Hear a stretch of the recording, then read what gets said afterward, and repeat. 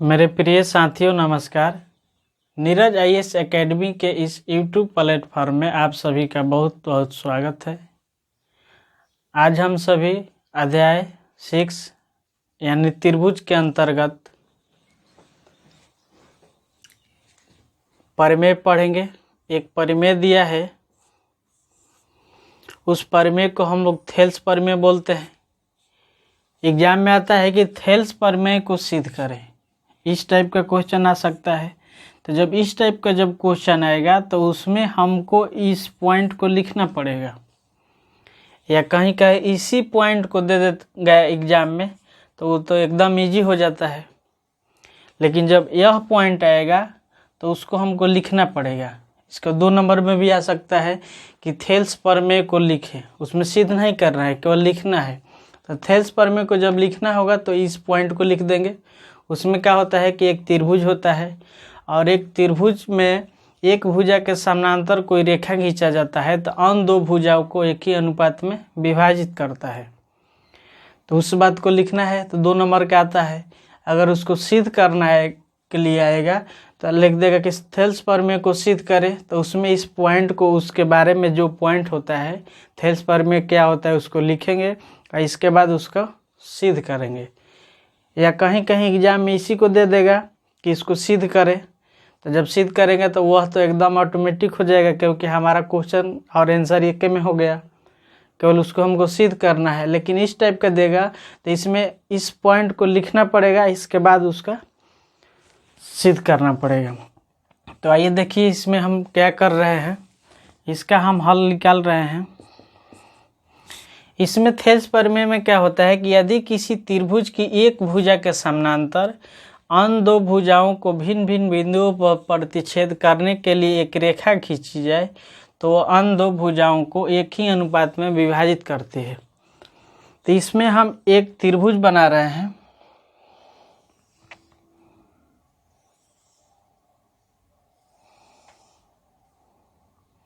त्रिभुज हम बना दिए ए बी सी, और इसमें एक हम समानांतर रेखा खींच दिए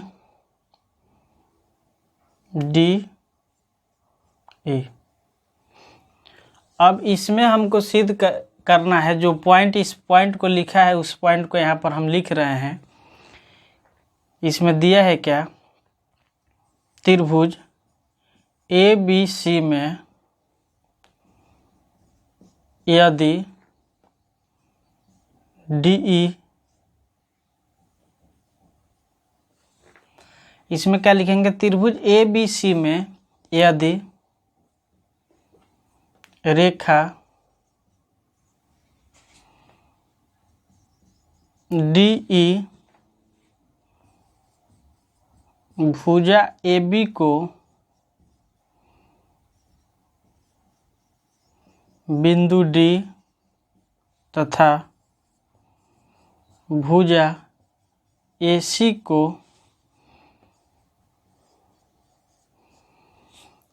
बिंदु ई पर इस प्रकार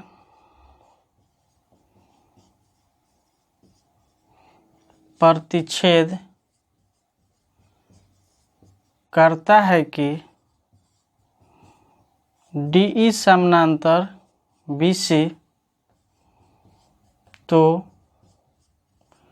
सिद्ध करे कि, इसमें जो पॉइंट दिया है उस पॉइंट को हम लिख रहे हैं। कह रहे हैं कि एक त्रिभुज है, उसका एक भुजा के समानांतर, तो इसमें हम लोग का एक भुजा के समानांतर माने बीसी के समानांतर एक डी हो गया रेखा, और वह जो डी रेखा है ए बी भुजा को डी पर काट रहा है और ए सी भुजा को ई पर काट रहा है। तो इसमें इस पॉइंट को लिख दिए हम कि डी समानांतर बी सी, तो सिद्ध करे कि, कह रहा है कि एक ही अनुपात में विभाजित हो जाती है, माने एक ही अनुपात में विभाजित होता है। इसलिए सिद्ध करे कि ए डी बटा डी बी बराबर ए ई बटा ई सी। इसको हमको सिद्ध करना है, तो इसमें हम लोग पहले एक रचना कर देंगे। रचना में हम एक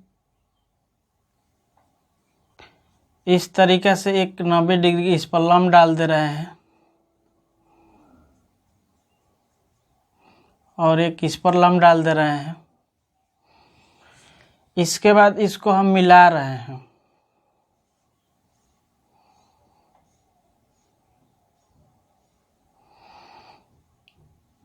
फिर इसको भी मिला दे रहे हैं। तो रचना में हम क्या किए, बी को ई तथा सी को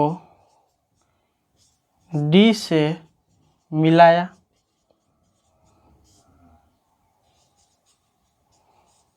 और डी एन लंब, ये पूरा भुजा पर लंब लिख रहे हैं, ए सी तथा ई एम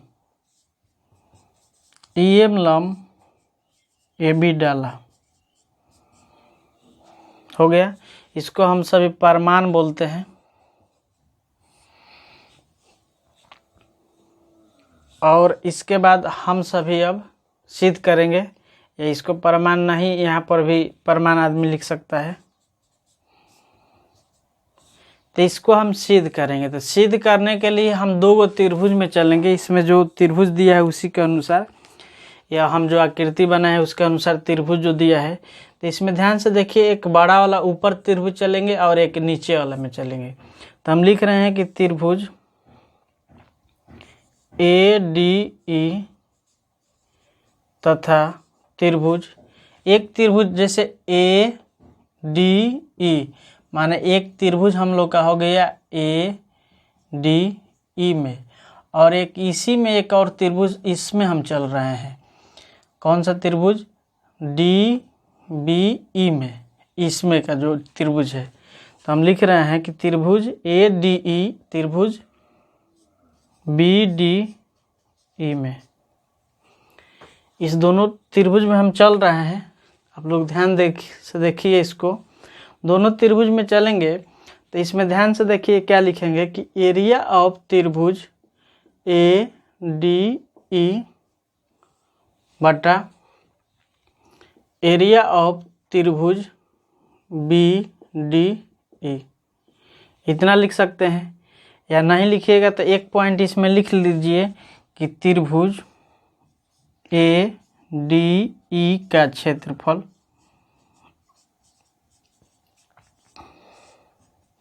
तो क्षेत्रफल त्रिभुज के क्षेत्रफल का होता है 1/2 गुना आधार गुना ऊंचाई। फिर इसमें हम अगर लिखना होगा तो 1/2 लिख देंगे। हम त्रिभुज किस में चल रहे हैं, ए डी ई। तो ए डी ई चल रहे हैं तो ध्यान से देखिए कि अगर कोई भी त्रिभुज होता है जिस पर लंब डाला जाता है वह क्या हो जाता है, आधार होता है। तो जिस पर लंब डाला जाता है वो आधार हो जाता है। तो उसमें ध्यान से देखिए कि ई और एम लंब डाला गया है किस पर, ए और डी पर। तो इसमें ए डी आधार हो गया गुना इसका ऊंचाई क्या होगा, ई और एम हो गया। इसको हम क्लियर कर दे रहे हैं। इसी पॉइंट को फिर उसमें जो त्रिभुज दिया है उसको लिख रहे हैं कि त्रिभुज बी डी ई का क्षेत्रफल। तो इसका भी क्या होता है, 1/2 गुना आधार गुना ऊंचाई। तो 1/2 और ये वाला त्रिभुज में चलेंगे बी डी ई। तो बी डी ई में चलेंगे। जैसे अगर हमारा इस टाइप का त्रिभुज रहेगा, इस टाइप का अगर त्रिभुज है, इसको हम बाहर निकालेंगे तो इसी टाइप का बनेगा। तो ध्यान से देखिए कि हम इसमें लंब इस तरह डाल सकते हैं। इसमें लंब डाला जाता है इस तरीके से। तो इसका भी लंब इस त्रिभुज से बाहर है वहाँ पर, तो इसका भी लंब बाहर हो गया। तो इसमें ध्यान से देखिए, जब लंब हो गया ये आधार हुआ और ये हो जाएगा इसका लंब। तो जो आधार हो गया तो आधार इसमें कौन होगा, जिस पर लंब डाला गया है तो लंब उस पर डाला गया है ए और बी पर। तो इसमें हम लोग को यहाँ से यहाँ तक चलना है बी और डी से। तो इसका आधार क्या होगा, बी और डी। तो यहाँ पर हो जाएगा बी डी गुना इसका ऊंचाई कितना होगा, ई और एम। E M. अब इसका जैसे ऊपर में इसमें अनुपात पूछ रहे थे, इसका भी हम अनुपात निकालेंगे, लिखेंगे चूँकि एरिया ऑफ त्रिभुज ए डी ई बटा एरिया ऑफ त्रिभुज बी डी ई, इसका जो क्षेत्रफल है उसको ऊपर लिखिए 1/2 गुना ए डी गुना ई एम, 1/2 गुना ए डी गुना ई एम, और इसका जो क्षेत्रफल है उसको यहाँ पर 1/2 गुना बी डी गुना ई एम। ध्यान से देखिए ई एम खत्म और 1/2 भी खत्म हो जाएगा, तो हम लोग यहाँ पर क्या आएगा, इसलिए एरिया ऑफ त्रिभुज ए डी ई बटा एरिया ऑफ त्रिभुज बी डी ई बराबर ए डी बटा बी डी। समीकरण 1 हो गया। फिर इसमें हम फिर ऊपर वाला त्रिभुज में चलेंगे, लिखेंगे त्रिभुज ए डी ई तथा त्रिभुज इधर वाले से चल रहा है सी डी ई में, त्रिभुज सी डी ई में, तो इस इधर से हम चल रहे हैं, तो इस लंब से इसका भी त्रिभुज का क्षेत्रफल निकालिए, लिखेंगे त्रिभुज ए डी ई का क्षेत्रफल। तो इसमें भी उसी तरीके से हम लिखेंगे क्या, 1/2 गुना आधार गुना ऊंचाई, तो 1/2 हो गया। और इसमें ध्यान से देखें कि डी एन लंब डाला गया है, तो आधार कौन सा होगा, ए ई, तो इसका आधार हो गया ए ई, लंब डाला गया है डी एन, तो डी एन इसका ऊंचाई हो जाएगा। इसके बाद फिर हम लिखेंगे त्रिभुज सी डी ई का, सी डी ई का क्षेत्रफल, तो इसका भी क्या हो जाएगा, 1/2 गुना आधार गुना ऊंचाई, तो 1/2 हो जाएगा। और इसका जो आधार है इसमें ध्यान से देखिए सी डी ई, इस पर लंब डाला गया, तो इसका आधार क्या हुआ, ई सी, तो यहाँ पर हम लिखेंगे ई सी गुना, इसके बाद इसका ऊंचाई कितना हो जाएगा, इस त्रिभुज में चलेंगे तो इसका भी ऊंचाई डी एन होगा, तो यहाँ पर लिख दे रहे हैं डी एन। फिर लिखेंगे कि चूँकि एरिया ऑफ त्रिभुज ए डी ई बटा एरिया ऑफ त्रिभुज सी डी ई, तो इसका ए डी ई वाला का क्षेत्रफल लिखेंगे, तो ऊपर क्या होगा, 1/2 गुना ए ई गुना डी एन हो जाएगा। फिर इसका क्या होगा, 1/2 गुना ई सी गुना डी एन हो जाएगा, इसमें भी डी एन खत्म और 1/2 खत्म, इसलिए एरिया ऑफ त्रिभुज ए डी ई बटा एरिया ऑफ त्रिभुज सी डी ई बराबर होगा ए ई बटा ई सी। समीकरण 2। अब इसमें ध्यान से देखिए कि त्रिभुज एरिया ऑफ त्रिभुज ए डी ई, इसमें भी ऊपर वाला क्या हो गया बराबर। अब नीचे वाले के बारे में देखना है, तो नीचे वाला जो त्रिभुज है ध्यान से देखिए कि यह दोनों समानांतर रेखा और एक ही आधार पर बना हुआ है, तो लिखेंगे हम क्या, लिखेंगे कि चूंकि त्रिभुज बी डी ई तथा त्रिभुज सी डी ई एक ही समानांतर रेखाओं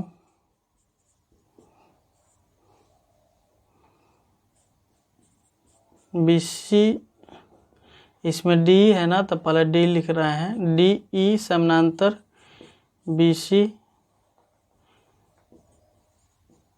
तथा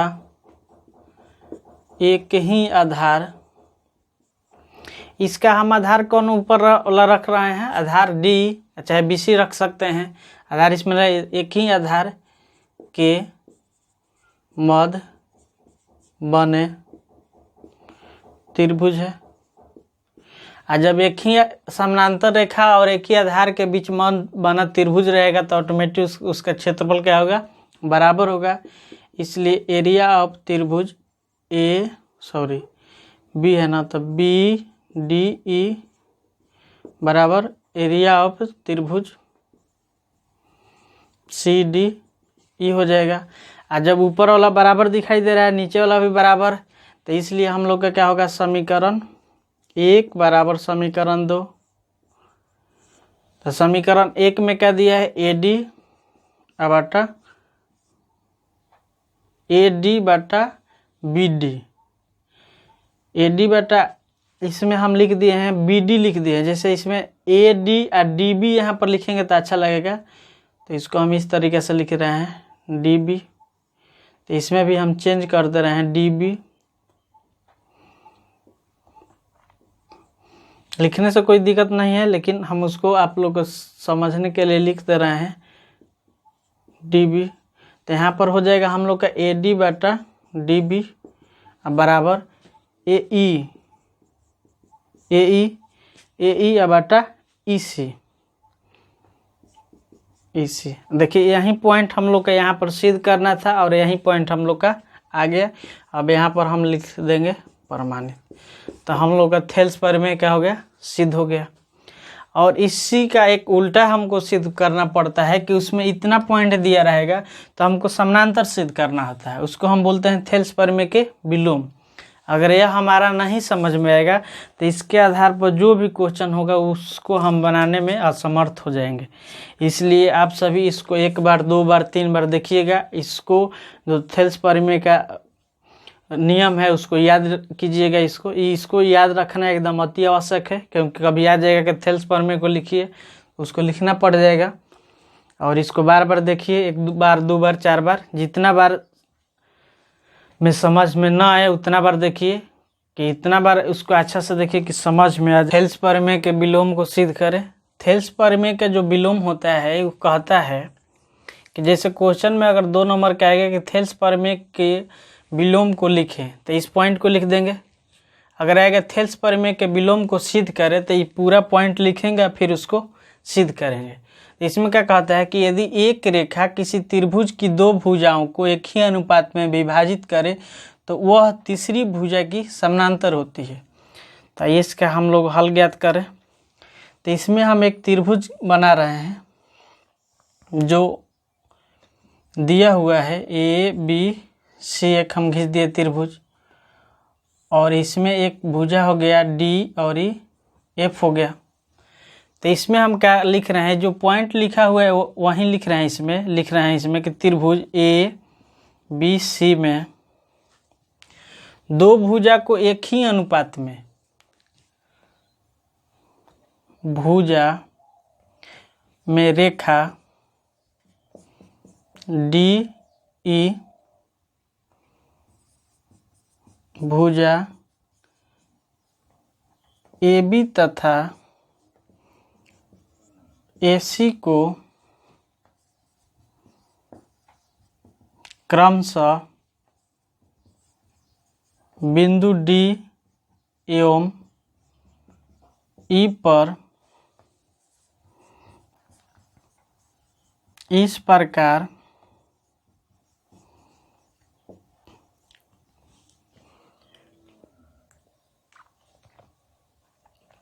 प्रतिच्छेद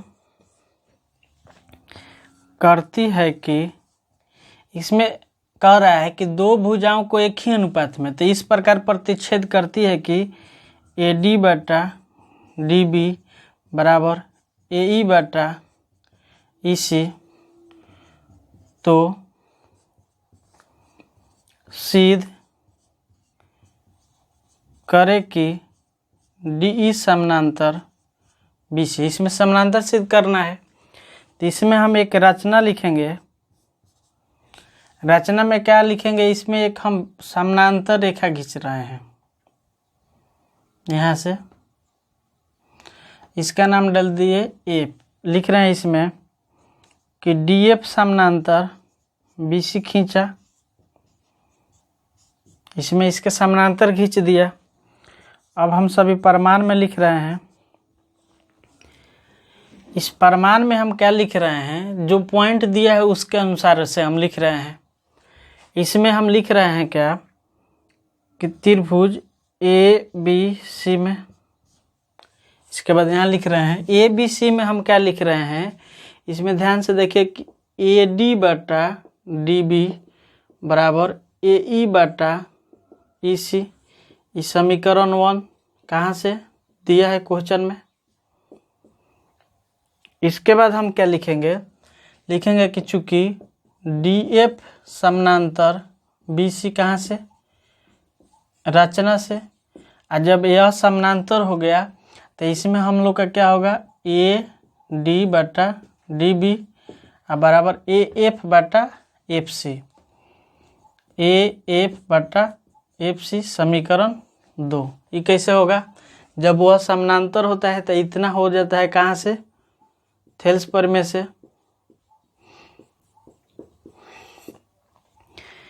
और जो थेल्स प्रमेय से हो गया तो ध्यान से देखिए कि यह और यह एक है, दोनों आपस में बराबर है।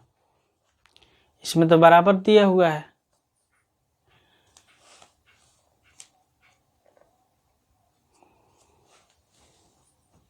इसमें बराबर तो दिखाई दे रहा है, ए डी बटा डी बी दोनों में, और ऊपर ई भी दिया है ए डी बटा डी बी बराबर यही। तो इसमें दोनों इधर वाला बराबर है तो हम लिख सकते हैं क्या कि समीकरण 1 बराबर समीकरण 2। तो इधर वाला बराबर है तो इधर वाला लिख दीजिए कि ए ई बटा ई सी बराबर ए एफ बटा एफ सी। अब हम लोग का आ गया ए ई बटा ई सी और एक आ गया क्या, ए एफ बटा एफ सी आ गया। तो इसमें हम लिख रहे हैं कि दोनों तरफ एक जोड़ने पर लिख दे रहे हैं कि दोनों तरफ एक जोड़ने पर, तो एक जोड़िए क्या हो रहा है, ए ई बटा ई सी प्लस 1, इधर भी ए एफ बटा एफ सी प्लस 1, इसका एलसीएम हो जाएगा ई सी। तो ध्यान से देखिए यहाँ पर एलसीएम ई सी हो गया तो यहाँ पर तो ए ई होगा, 1 से भाग देंगे तो इसी बार में इसी से 1 में गुना तो इसी, इधर क्या हो जाएगा A F plus F C बटा हो जाएगा एफ सी। इसमें ध्यान से देखिए कि ए ई प्लस ई सी, ए ई प्लस ई सी बराबर क्या हो जाएगा ए सी बटा ई सी होगा। उधर हम जोड़ देंगे तो ए एफ बटा एफ सी बराबर ए सी बटा एफ सी हो गया। अब ध्यान से देखिए दोनों ऊपर में ए सी है, ए सी खत्म हो जाएगा। इसके बाद हम लोग का बचेगा क्या, इसमें देखिए ध्यान से कि 1 बटा ई सी बराबर 1 बटा एफ सी। अब क्रॉस मल्टीप्लाई हम इसमें करेंगे तो क्रॉस मल्टीप्लाई करने के बाद क्या होगा, हम लोग का एफ सी बराबर ई सी, दोनों का अगर हम सी काट देंगे तो यहाँ पर क्या होगा एफ बराबर इस, तो एफ बराबर ई हो गया। तो हम लिखेंगे क्या कि चूंकि इस प्रकार हम देखते हैं कि ई और एफ दोनों एक ही बिंदु है।